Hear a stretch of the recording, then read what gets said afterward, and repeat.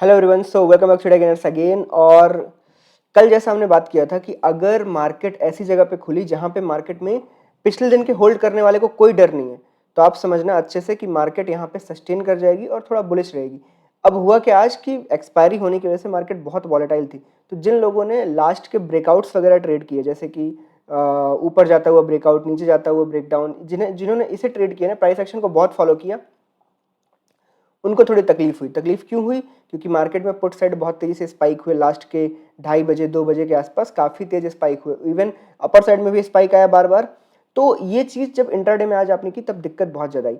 मेरे पास जो positional trade थी मैंने उनको बिल्कुल काटने का वो बना लिया था, पर मार्केट ब्रेकआउट कहीं दे ही नहीं रही थी। मेरे पास दो लाइनें थी, एक ही अपर एंड लगभग 43,000 42,950 के आसपास का, और एक नीचे की लाइन। ये दोनों लाइनें ब्रेक होने का नाम नहीं ले रहे थे। इवन इस जगह तक तो आके मुझे लगता है मैं सो गया था 12-1 बजे के आसपास की, और दोनों साइड मैंने अलार्म लगा दी थी। दोनों लाइनें शायद ऐसी थी, ये ठीक है। फिर ये अलार्म बजा आई थिंक 1:15 के आसपास, तो मुझे लगा मार्केट अब बुलिश जा रही है, तो इस जगह पे फिर मैंने धीरे धीरे चीज़ें काटने स्टार्ट की। कैलेंडर और वो दोनों ही निपटा दिए और उन्होंने अच्छा प्रॉफिट दिया। आप you can say almost full, बिल्कुल सेंटर में मार्केट क्लोज आई है, ना इधर ना उधर, और अच्छी ट्रेड थी। अब सिमिलर काइंड ऑफ ट्रेड मैं कल और परसों में, एक कैलेंडर और एक जो स्प्रेड है, सिमिलर काइंड ऑफ चीज़ फिर से कल बनाऊंगा। दो वीडियो डालूंगा मैं, may be Saturday and Sunday, या तो सैटरडे संडे को डाल दूंगा, या तो फिर संडे को ओनली मिलेंगे आपको। तो दो वीडियोज होंगे आपके पास, उनको ध्यान से देखना, समझना। If you want try you can try via one lot, और बिल्कुल ऐसी ही ट्रेड होगी विद अ व्यू, क्या व्यू चल रहा है क्या व्यू नहीं चल रहा है। मैंने आपको टेलीग्राम पे बताया कि right now I am not very much bullish for May month. उसका रीज़न ये है कि मार्केट में सब लोग बहुत ग्रीड हो गए, एक्सट्रीम ग्रीड की तरफ मार्केट चल रहा है, और ये मैं इसके ऊपर भी रिसर्च कर रहा हूँ। एक्सट्रीम ग्रीड में इतने एरिया में आके मार्केट सस्टेन नहीं करती है, ठीक है। तो मैंने ये चीज़ बहुत बार देखी, इसको चेक भी किया है, अभी रिसेंटली आज ही किया है, इसलिए मैं आपको ये बता रहा हूँ ये चीज़ कि बहुत बार सस्टेन नहीं करती मार्केट। ऐसा नहीं है कि इसके बाद ऊपर नहीं जाती है, बट मोस्ट प्रोबेबली मार्केट यहाँ से साइडवेज टू नेगेटिव हो जाती है। I am not talking about negative का मतलब 3,000 पॉइंट, ठीक है, but a little retrace is needed, तभी मार्केट साइलेंटली ऊपर जा पाएगी। अभी यहाँ पे ब्रेकआउट चल रहा है, तो हो सकता है एक दो ग्रीन कैंडल आपको 200-200 पॉइंट की और मिल जाए, इसमें कोई बड़ी बात नहीं। But after that we have a chance कि विल हैव 2 या 3 red candles to create a base, create a sideways area और create a reversal. Okay, we'll have that, वो होने ही वाला है। तो मैं उस चीज़ को अंदाज में रखते हुए, मतलब उसको समझते हुए मैं ट्रेड बनाऊंगा। कल और परसों दो ट्रेड फिर से, जैसे अभी बनी हुई थी वैसे फिर से for the next 15 days will make a 2 positional trades and then will do intraday, ठीक है। इस बार इंट्राडे में और थोड़ा सेफ साइड में चला जाऊंगा, जिससे क्या होगा कि इंट्राडेज को मैं इन द मनी की जगह आउट ऑफ द मनी में ज़्यादा प्ले करूंगा, ठीक है। चलो अभी पहले मार्केट देखते हैं, मार्केट में क्या हुआ क्या नहीं हुआ। कल का अपना जो प्रोजेक्शन था वो बहुत अच्छा था। मार्केट ने ऑलमोस्ट बिल्कुल वैसा ही परफॉर्म किया जैसा हमने सोचा था कि साइड बिल्कुल फ्लैट खुलेगी तो मार्केट के चांसेज हैं साइडवेज टू बुलिश रहने के। अगर मार्केट गैप डाउन खुली तो बूम नीचे, गैप अप खुली तो। अब देखो मार्केट, सच्ची बता रहा हूँ, ऐसी सिचुएशन में जहाँ पे गैप अप और गैप डाउन नहीं होना चाहिए अगर मार्केट को अपना बैलेंस बना के रखना है। अगर अपना मार्केट बैलेंस बना के, और क्यों रखेगी बैलेंस? क्योंकि विक्स 11, 11, 11, 11, 11 उसी में घूम रहा है। इसका मतलब इतने लो विक्स में आपको बहुत बड़ी वॉल्टिलिटी तो मिलने से रही, ठीक है, क्योंकि मार्केट वॉल्टिलिटी अब क्रिएट करेगी सिर्फ गैप डाउन से। गैप अप और गैप डाउन जहां पे शॉक लगेगा वॉल्टिलिटी वहीं क्रिएट होगी। तो देखो बिल्कुल अपने आप को मना लो कि मार्केट में कुछ भी शॉकिंग हुआ वो नेगेटिव होगा। जैसे कि फालतू का बड़ा गैप अप और फालतू का बड़ा गैप डाउन, ये दोनों नेगेटिव साइन है, इसमें आपको नेगेटिव ट्रेड ढूंढने के चांसेस ज्यादा मिलेंगे, ठीक है। मार्केट जब तक ये जो अपनी रेंज बनाता है ना छोटी सी, जैसे ये आज की रेंज ये है, मैं थोड़ा सा इन्हें डिलीट कर दूं जिससे आपको चीज़ें बेहतर समझ आए। ये ड्राइंग्स मैंने उड़ा दी सारी, ठीक है। अब यहाँ पे देखो आज के लिए, जैसे कि रेंज ये देखो, ये टॉप है जहाँ से मार्केट गिरी, और ये वो स्विंग है जहाँ से मार्केट बार बार ऊपर जा रही है। तो अगर मैं इन दोनों के बीच की बात करूँ तो ये जो रेंज है, यहाँ पे एक डायरेक्शनल ट्रेडर को कुछ भी टच करने की जरूरत नहीं है, क्योंकि वो यहाँ पे सिर्फ हाथ जलाने वाला है। और मार्केट यहाँ पे खुली तो मार्केट अपने आप को कंटिन्यू रख सकती है धीरे धीरे धीरे ऊपर, और जैसे जैसे यहाँ से मार्केट ऊपर चलती चली जाएगी ना, मार्केट के कैंडल्स का साइज छोटा होता चला जाएगा, याद रखना, ठीक है। अब बस आपको याद रखना, मैंने सिंपली बता दिया, directional trader please don't get in any trade between this, ठीक है। मार्केट यहाँ ओपन होकर किसी भी साइड को ब्रेक करे, आप उस साइड को फॉलो करो, आपको कोई प्रॉब्लम नहीं आएगी, क्लियर है। अब बात आती है गैप अप और गैप डाउन की। मैं देखो आपको सिंपली बता रहा हूँ, अगर गैप अप हुआ तब भी मैं एक बेरिश ट्रेड ही सर्च करूंगा, और गैप डाउन हुआ तब भी मैं बेरिश ट्रेड सर्च करूंगा। इसके पीछे का रीजन क्या है? रीजन मैंने आपको कल एक्सप्लेन किया था, आज भी एक्सप्लेन कर रहा हूँ कि मार्केट में एक भी ऐसी सिचुएशन में क्या होता है ना, पब्लिक बहुत ज़्यादा वो हो जाती है, हताश हो जाती है कि उनको ट्रेड क्यों नहीं मिल रही, उनको ट्रेड क्यों नहीं मिल रही। और मार्केट इतनी ऊपर आ चुकी है ना कि उनको एक प्रॉपर ट्रेड मिल ही नहीं रही। प्रॉपर ट्रेड मतलब समझते हो ना, कि उन्होंने बाई किया और उनकी ट्रेड प्रॉफिटेबल चली गई 200-400 point and they can now hold, ऐसा ट्रेड बन ही नहीं रहा है। तो ऐसे में क्या होगा ना, पब्लिक ये सोचने लगती है कि यार अब कितना ऊपर जाएगा, अब कितना ऊपर जाएगा, अब कितना ऊपर जाएगा। वो इसीलिए धीरे धीरे खींचते चले जा रहे हैं। मे बी एक दो कैंडल अभी और ले जाएंगे, पर जिस दिन ब्रेक डाउन आएगा तो ये 5 ग्रीन कैंडल को खा जाएगा। ये याद रखना, 5 ग्रीन कैंडल किसी भी वक्त चली जाएंगी मार्केट से और एक ही रेड कैंडल के अंदर समा जाएंगी। तो हमें बस बिना साइन के सेल नहीं करना। जैसे कि यहाँ पे अब ये रहा साइन, देखो सिंपल, ये है 42,800 का एरिया, ठीक है।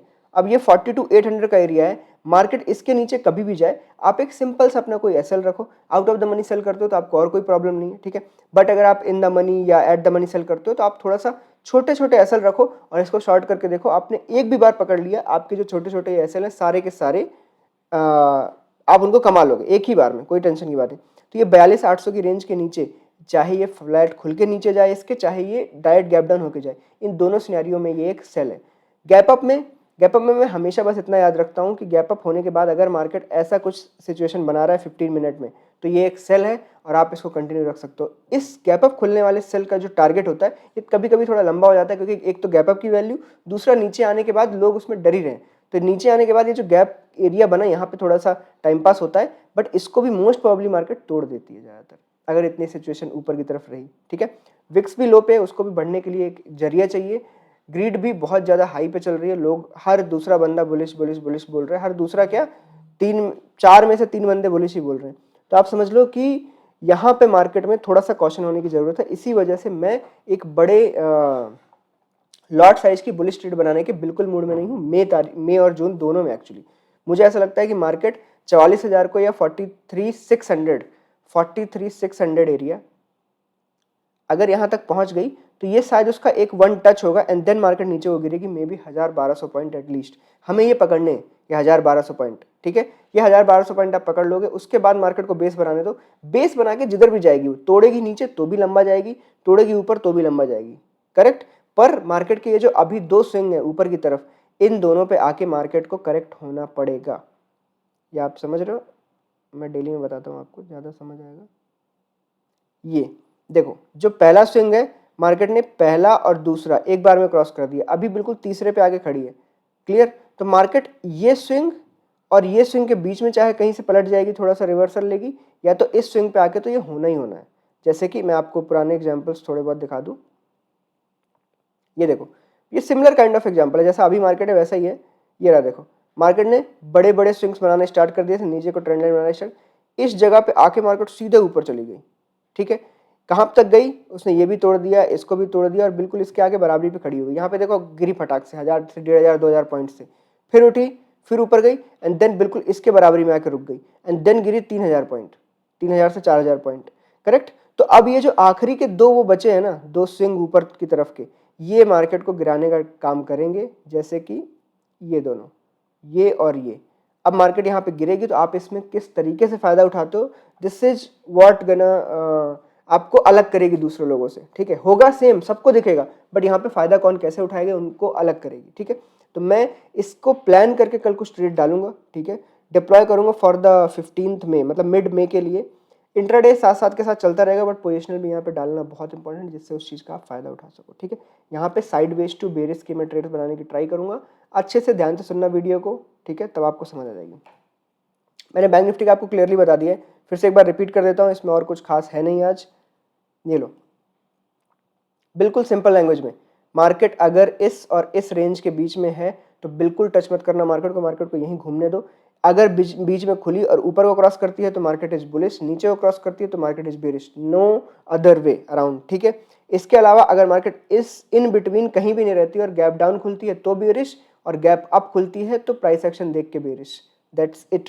प्राइस एक्शन में इसको अपना एसएल बना लेना, इसको अपना एसएल बना लेना।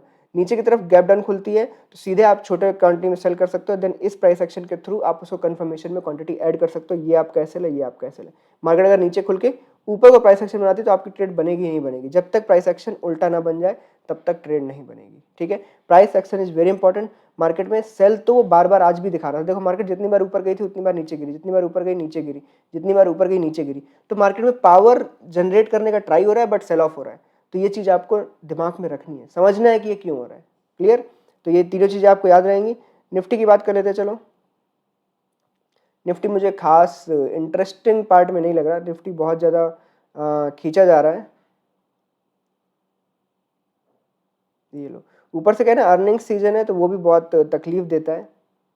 ये देखो, निफ्टी को पहले बहुत तेज गिराया गया था, अब निफ्टी को बैंक निफ्टी से भी तेज बढ़ाया जा रहा है, पर निफ्टी मुझे ज़्यादा बुलिश दिख रही है बैंक निफ्टी से, ठीक है। तो जैसे कि मैं डेली चार्ट लगाऊं, पहले डेली में थोड़ा क्लियर दिखेगा। देखो डेली में बैंक निफ्टी काफ़ी ऊपर है, पर निफ्टी का क्या है, देखो निफ्टी ने अभी अभी आज ये क्रॉस किया, ये एरिया ये भी क्रॉस हो चुका है। तो अब आप सिंपल समझ लो कि अगला टारगेट यहाँ 18,100 के आसपास हो सकता है, क्योंकि यहाँ पे कई सारे जंक्शन है। ये एरिया दिख रहा है आपको, ये बहुत जंक्शन है 18,100 से 18,200। तो मार्केट का ये टारगेट हो सकता है, और फिर मार्केट यहाँ पे आके टाइम पास कर सकती है। यहाँ पे आके टाइम पास करेगी तो ठीक है।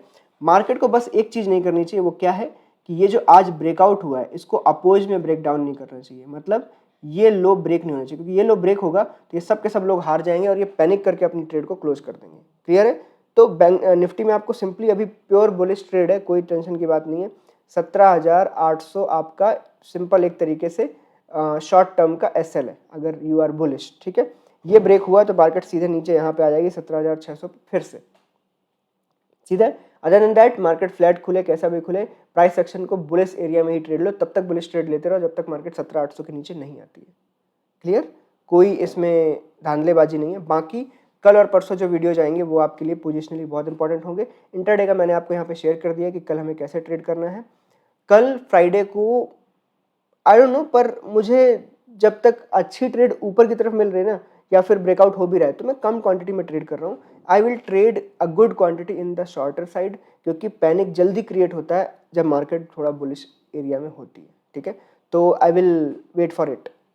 चलो ठीक है, वीडियो अच्छा लगा हो टेलीग्राम पे ज्वाइन करो अगर आप अभी तक ज्वाइन नहीं हो। आपको वहाँ पे इंटरडे रिलेटेड सारी चीज़ें देखने को मिल जाएंगी। मैं यहाँ पे थोड़ा सा चीज़ें बताता रहता हूँ, क्या चल रहा है क्या नहीं चल रहा है, क्या किया हमने, कैसा था, सब कुछ यहाँ पे शेयर करता हूँ। तो ये चीज़ आप देख सकते हो।